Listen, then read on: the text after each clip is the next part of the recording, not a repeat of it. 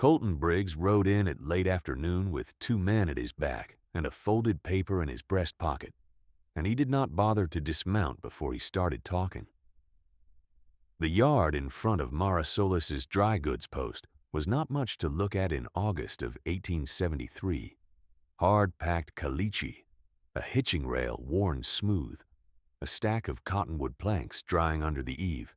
Dean stood near the planks with her arms loose at her sides and watched the 3 horses pick their way through the gate. The man in front wore a marshal's badge pinned to a dark vest. The badge sat crooked. She noticed that first. He pulled the paper from his pocket and read it aloud without preamble, the way a man reads something he has read many times and no longer cares about.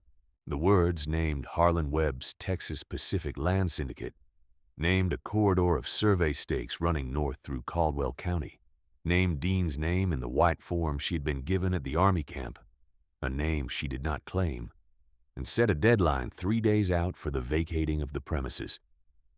Dolph Varner sat his horse to the left of Briggs, lank and still as a fence rail, watching Dean with eyes that held no particular feeling.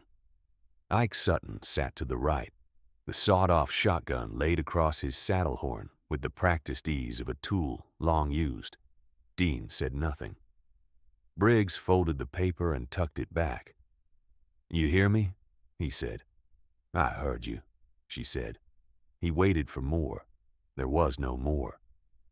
He held her look for a moment, then reined his horse around and rode back through the gate with Varner and Sutton behind him, and the dust they raised hung in the hot air long after the sound of hooves had gone. Mara appeared in the post doorway, wiping her hands on a flour sack cloth, and watched the dust settle. She was a stout woman in her 50s with a braid that had gone mostly gray and eyes that missed little.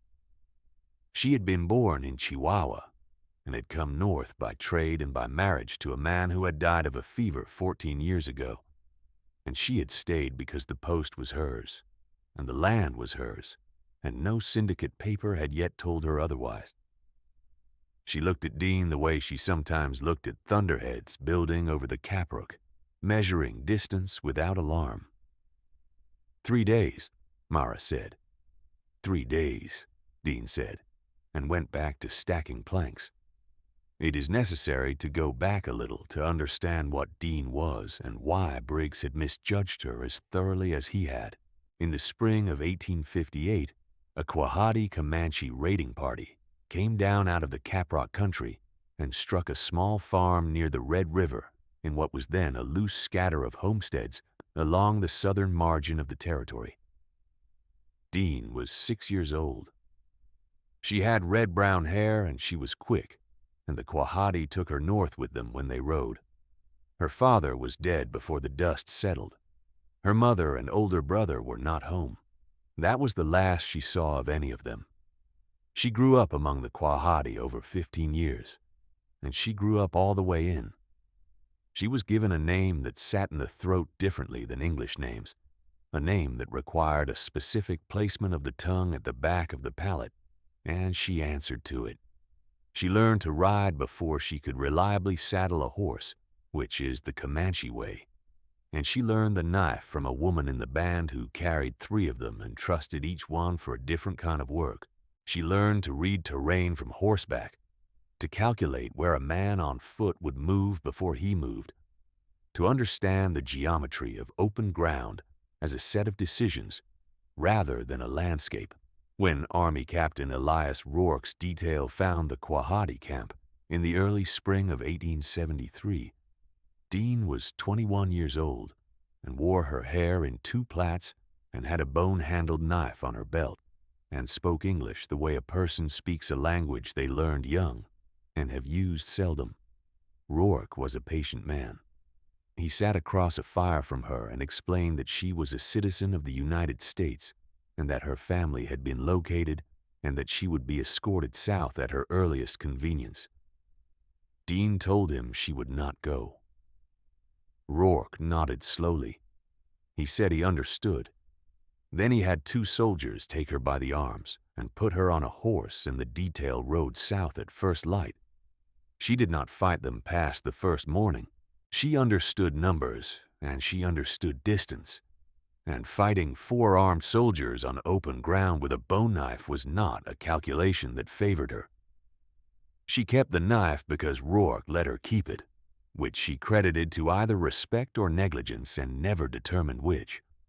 She kept the name they had taken her from the camp under, the one that did not sit easily in an English mouth, and she gave the army a name from somewhere old and half forgotten, a name from a dead woman on a dead farm.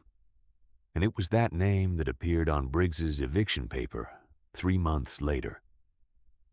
She had come to Mara's post by a chain of small decisions that added up to something like a life. The post sat 40 miles from the county seat, which was enough distance that no one came out unless they meant to. Mara had known Comanche traders and had done business with Quahati riders since before the war, and she had a practical tolerance for arrangements that the county seat would have found irregular. Dean built a lean-to behind the post's cottonwood stand and traded labor for goods and spoke as much or as little as the situation required, and for 3 months it had been quiet. Briggs's paper ended the quiet. If you have found this story and you are staying with it, consider pressing the like below. Stories like this one survive on your company, and there is more of this one to tell. The first night after Briggs read the notice, Dean lay in the lean-to listening to the Caprock wind and did not sleep much. She went over the geometry of the post in her head, the way the ground fell toward the south, the way the cottonwood stand broke the sight line from the road, the location of the water barrel, the angle of the sun at different hours. She was not planning yet. She was observing. There is a difference, and she knew it. Mara brought coffee in the morning and set it on the plank step without ceremony and went back inside. That was how Mara offered comfort. She brought a thing and she did not make you speak about it. 3 days, Briggs had said. Dean had 2 days left. She spent the first of those days cutting wood and carrying water and watching the road. Nothing moved on it before noon. At noon, a freight wagon came through from the north, driven by a man named Cyrus Poole, who stopped regularly for tobacco and hardtack, and who nodded at Dean the way a man nods at a fence post. He was not unfriendly. He was simply not looking. Dean was accustomed to that. The second night, Tomas Reyes came in the dark and burned the lean-to down. She was not in it. She had moved her satchel and her bedroll to Mara's storeroom 2 hours after sundown, not from any specific intelligence, but from a reading of the situation that told her Briggs was not a man who gave deadlines for their own sake. She sat in the dark of the storeroom and watched the lean-to go up through a crack in the board wall, a column of orange light in the black Caprock sky, and she watched the figure that moved away from it to the south, thin-shouldered and young-gaited. He wiped his right hand on the side of his thigh as he walked, even though he had not put his hand near the fire.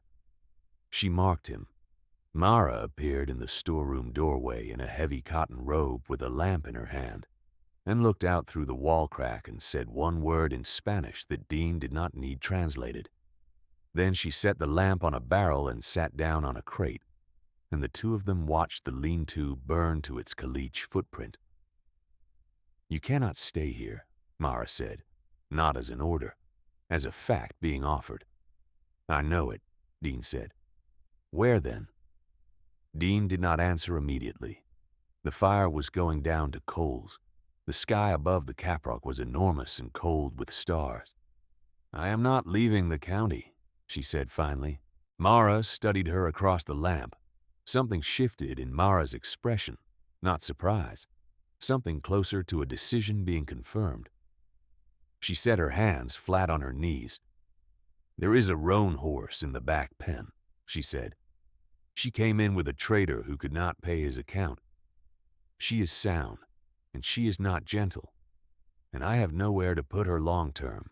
Dean looked at her. "Yours," Mara said, "for what it is worth." Dean nodded once, which was all the thanks either of them would have been comfortable with. The next morning, Dolph Varner rode into the post yard alone and went inside while Dean was splitting wood by the back pen. She did not hear the conversation, but she heard the tone of it. Varner's voice low and deliberate, and Mara's answers short and flat, the way a woman speaks to a man she's not afraid of, but is being careful around. Then Varner came back through the door with a tin of tobacco he had apparently purchased and crossed the yard to where Dean was working. He stood about 10 feet away and watched her split 2 pieces before he said anything. "You are still here," he said. He had a Missouri drawl that made everything sound like a mild observation. Dean set the next piece on the block and swung. The wood split clean. She set up another piece. "Briggs is a patient man," Varner said. "Up to a point." She split the second piece. "The woman in there," he said, tipping his head toward the post. "She's got more sense. She understands the situation."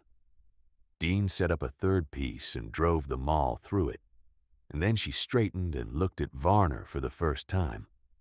She looked at him the way she had looked at the geometry of the post yard, as a calculation being made. "What do you want?" she said. "I want you to be someplace else by tomorrow morning," he said. He smiled when he said it. The smile had nothing in it. "Because if you are still here at sundown tomorrow, the next conversation is one you are not going to like."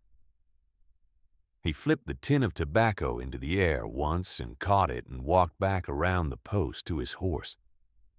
Dean watched him go. She went back to splitting wood.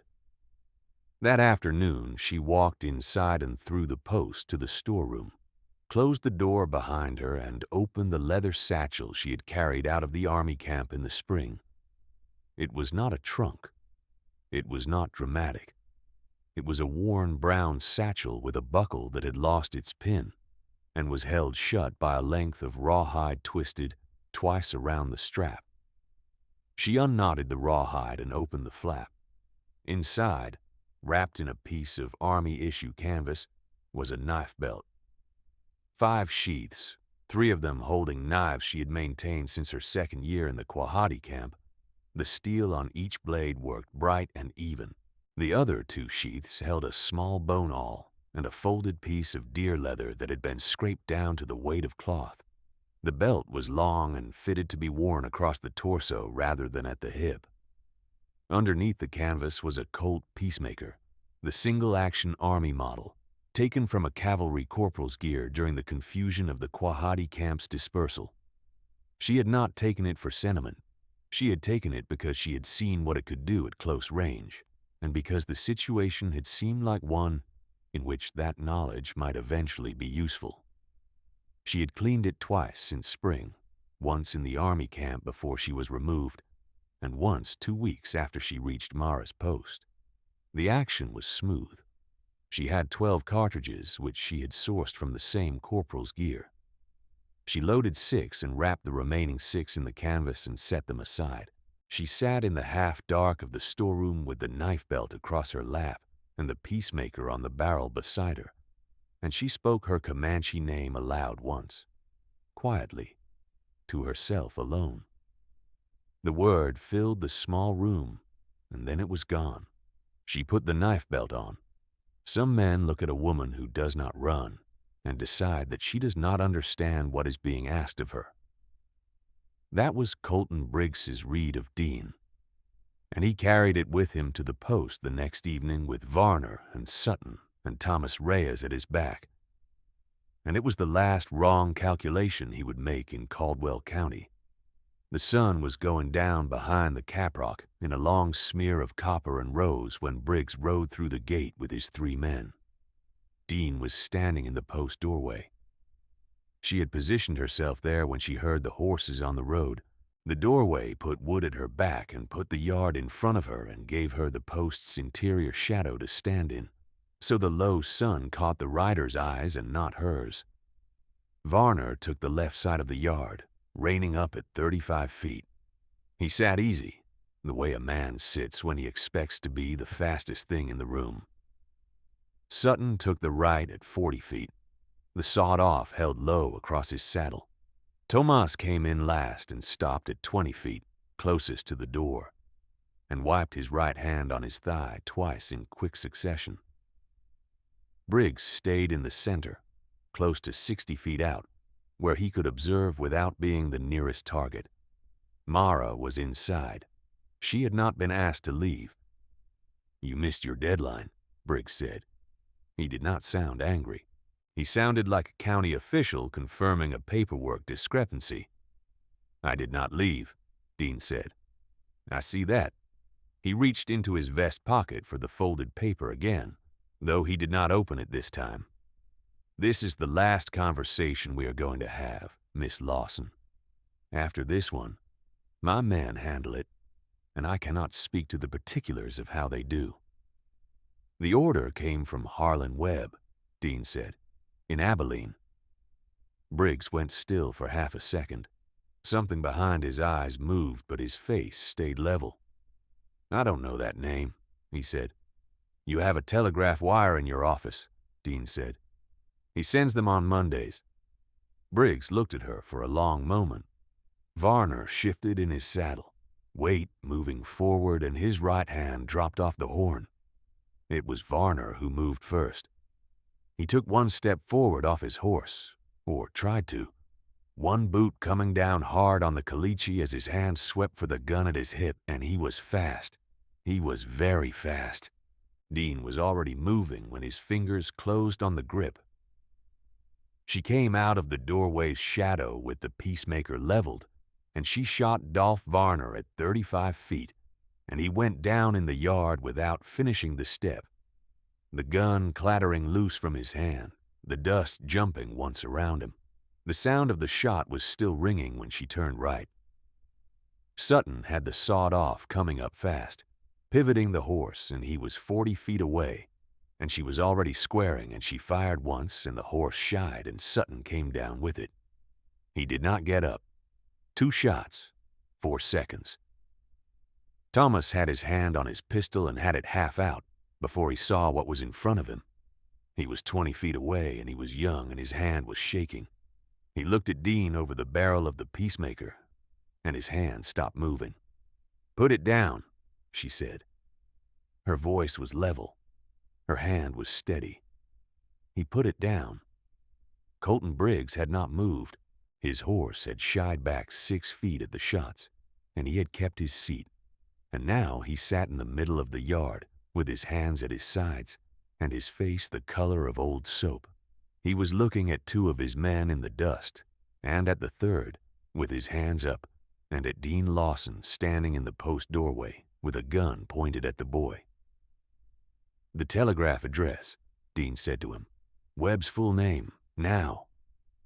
He gave it. His voice was flat, and he did not try to negotiate anything into it. She nodded once. "Get down from that horse," she said. He got down.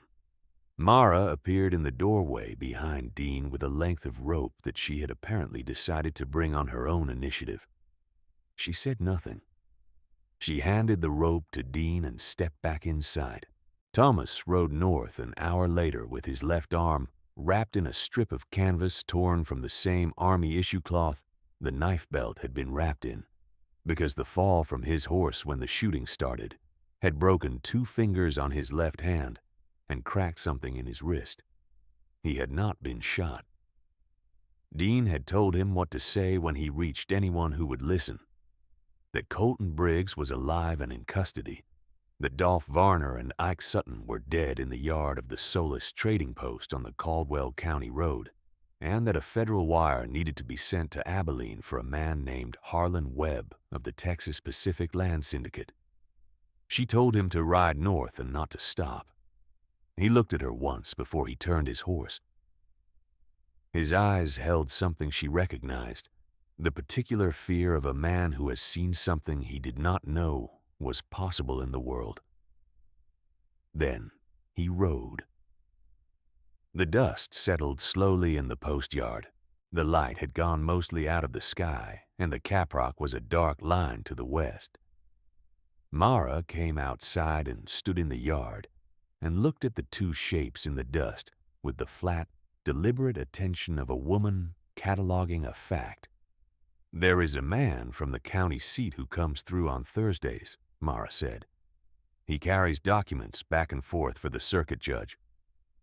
"Thursday is 2 days," Dean said. "Yes." Dean holstered the peacemaker and went to the water barrel by the post wall and drank from the dipper and looked at the dark sky. Briggs was in Mara's storeroom with his hands tied to a brace post and a lamp lit low in the corner. He had not spoken since giving Webb's name. He sat against the wall with his legs out in front of him and his eyes open and his badge still pinned crooked to his vest. He would stay there until Thursday, when the circuit man came through and could carry the information that needed carrying. A week later, word came back on the county road by way of the same freight driver, Cyrus Poole, who had no opinion about most things, but who delivered the information with the mild reliability of a man who passes messages as a professional courtesy.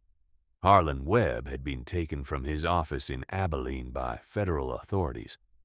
The wire that Briggs had sent from the county seat under Dean's terms had reached the right hands. It took 3 days and a great deal of telegram paper, but it reached them. Poole accepted a tin of beans from Mara in exchange for the news and drove his wagon north without further comment.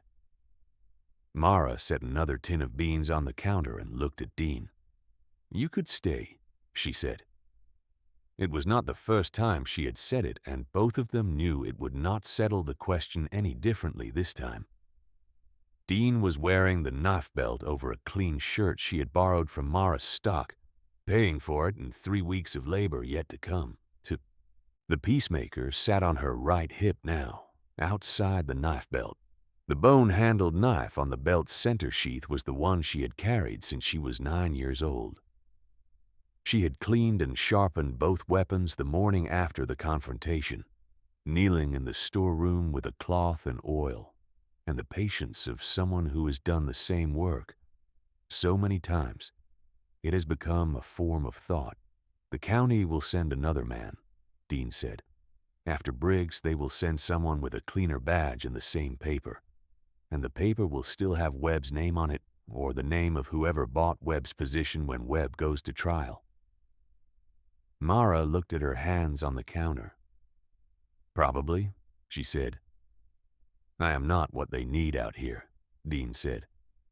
"What they need is someone who belongs to the county in a way the county can read. I am not that." Mara did not argue. She had lived 40 years past the age of arguing with things that were true. "The roan is yours," she said. "I told you that already, and I meant it." Dean nodded. She stood at the counter and looked around the post's interior, at the shelves of flour and coffee and cartridge boxes, at the trade goods hanging from the ceiling beams, at the lamp burning on the back shelf, at the 2 windows showing the caprock dark outside. She had come to this place with nothing, and she was leaving with a horse and a knife belt and a gun and 6 cartridges and a knowledge of the terrain for 40 miles in every direction. She had stayed in this world long enough to know that was more than most people left with. There was one more thing. In the morning, before she saddled the roan, Dean came around the back of the post to where Mara was standing in the doorway with the flour sack cloth in her hands, and she said her Comanche name aloud. She said it quietly with the tongue placed correctly at the back of the palate, the way it was meant to be said. The word moved through the early light between them. Mara listened to it. She did not repeat it, and she did not try to. She held it the way you hold a thing that belongs to someone else, carefully, without claiming it. "Safe," Mara said. Dean put her hand briefly on Mara's arm, and then she went to saddle the roan. The horse was a dark red animal with a white sock on her left rear foot and a temper about girths, and she expressed that temper clearly until Dean settled the saddle with 3 even pulls and waited her out. The roan stood still after that, ears moving, watching the caprock with the flat attention of a horse that prefers to know what is coming. Dean led her out to the post gate and checked the cinch again and looked west. The sky was the color of a coal going gray at the edges, with a thin orange line above the caprock that would become the sun in another quarter hour. The road going west was empty and straight and ran into country that she knew better than anyone, currently holding a badge in Caldwell County. She mounted. The roan moved under her smoothly, settling into the weight without argument. Behind her, Mara Solis stood in the doorway of her post with the flour sackcloth in her hands and watched the road until the rider and the red horse had gone far enough west that the caprock swallowed them whole. The yard was quiet. The caliche was dry. The place where two men had fallen in the dust 3 days ago was already hard packed again by wind, and if you looked at it without knowing, you would not know anything had happened there. Mara went inside and put water on for coffee and opened the Post for the day. Out in the west, where the road ran into open country and the sky was coming up bright, Dean rode at an easy pace and did not look back. She knew what was behind her. She'd always known what was behind her. The knowing of it was not the same as belonging to it. The roan picked her own footing over the caprock ground, steady and deliberate, and Dean gave her the lead, and the two of them moved west into the morning with the particular unhurried purpose of things that have already decided where they are going. Some things a person cannot be made to return to, not because the road is closed, but because the returning was never the honest answer.